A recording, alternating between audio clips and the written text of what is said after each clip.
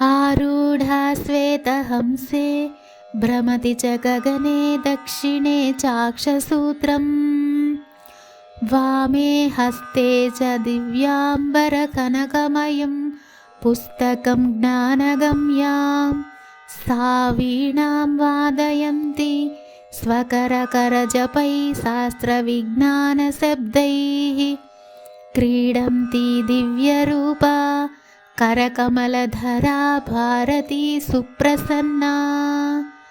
सरस्वतीं नमस्यामि चेतनानां हृदि स्थितां कण्ठस्थां पद्मयोनिं त्वां ह्रीङ्कारां सुप्रियां सदा मतिदां वरदां चैव सर्वकामफलप्रदां केशवस्य प्रियां देवीं वीणाहस्तां वरप्रदां मन्त्रप्रियां सदा हृद्यां कुमतिध्वंसकारिणीं स्वप्रकाशां निरालम्बाम् अज्ञानतिमिरापहां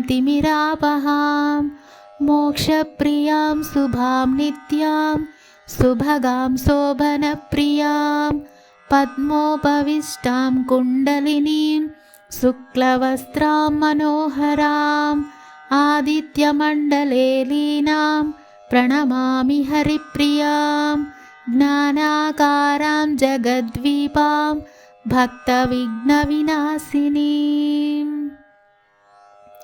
దేవగురువైన బృహస్పతి చేసిన ఈ సరస్వతీదేవి స్తోత్రాన్ని 3 కాలాలలో భక్తిగా చదివే వారికి కవిత్వం, పరాక్రమం, జ్ఞానం, వాగ్ధాటి మొదలైనవి లభిస్తాయి. శ్రీమాత్రే నమః.